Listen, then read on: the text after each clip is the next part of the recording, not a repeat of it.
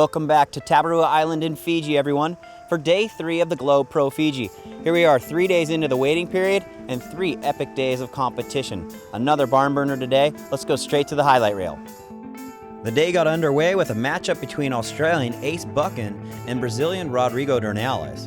Buchan shot out of the gate with a couple nice tube rides, threw him into the 4th round.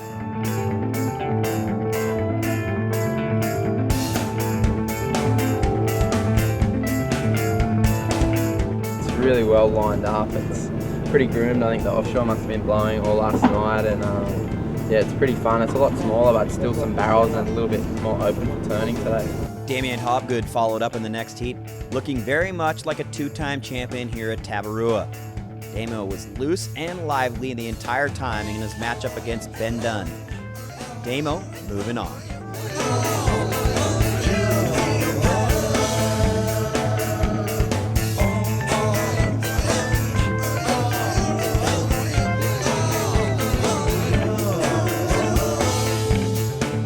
Good to get some waves. You know, I definitely felt a little tight.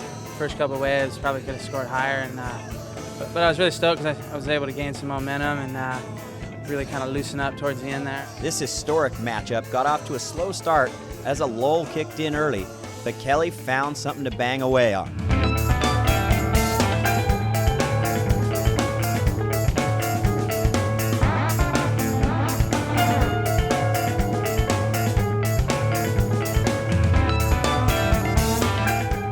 Then Aki made things interesting late in the running with a nice tube ride.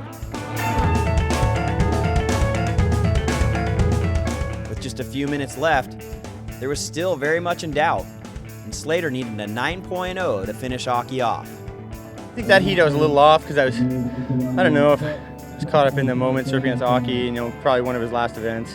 Maybe he'll surf J-Bay too, but you know, just thinking about that more than what I actually need to do out there. And he took the first one, the second one was better, and I got it.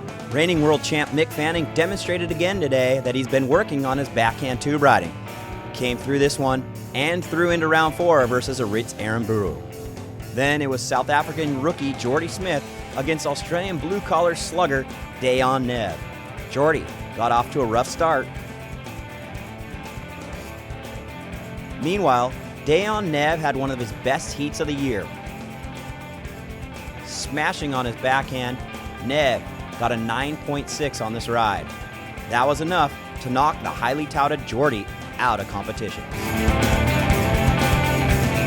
Last year's Rookie of the Year, Jeremy Flores, had a nice matchup with Chris Ward, and the two traded blows on their backhand.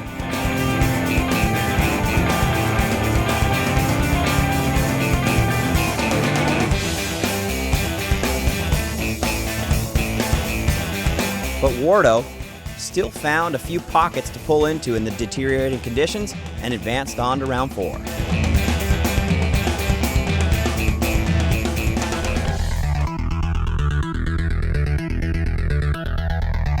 Next up, it was CJ Hobgood versus Kieran Perot. Both these guys have been ripping cloud break in the free surf sessions, and this was a battle. But Hobgood, much like his brother, was on fire and could not be denied in the end.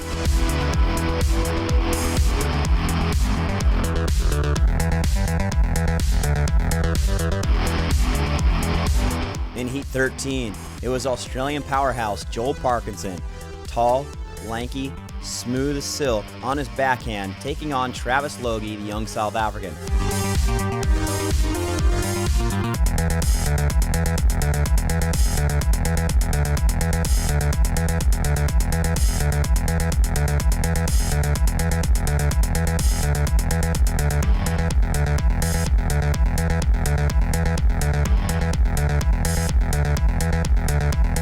Parko banging away, moving on into round 4.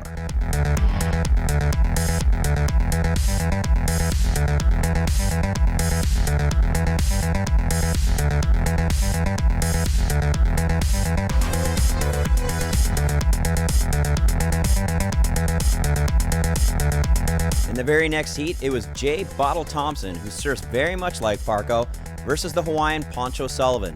Bottle got off to a decent start,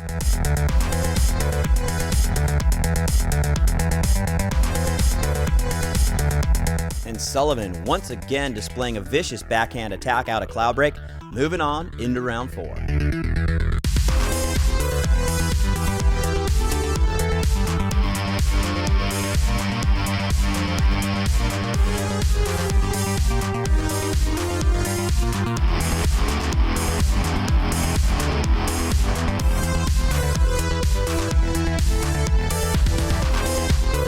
Another of the most anticipated matchups of the day was between Freddie Patacia and Andy Irons.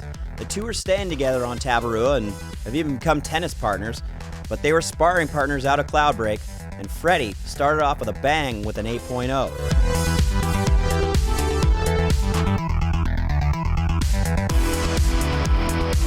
The former world champ would respond though, and these two slugged it out.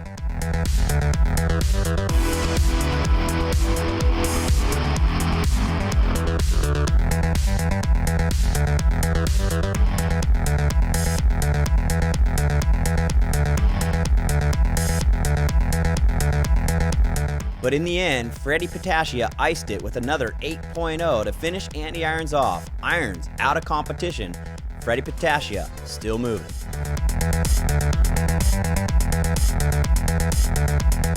And in the final heat of the day, it was Adriano de Souza taking out Michael Campbell with some great backhand surfing. De Souza, despite deteriorating conditions, managed to pick off some of the bigger waves that came in all afternoon, and it worked for him. De Souza still rolling.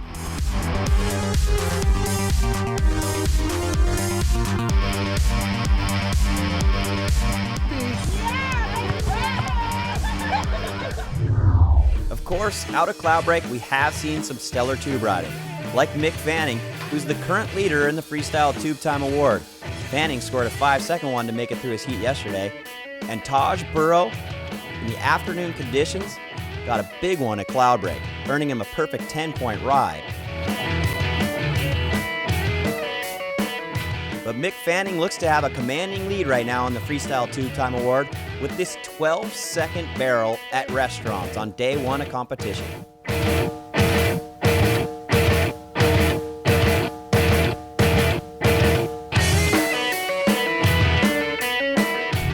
So that wrapped up round 3.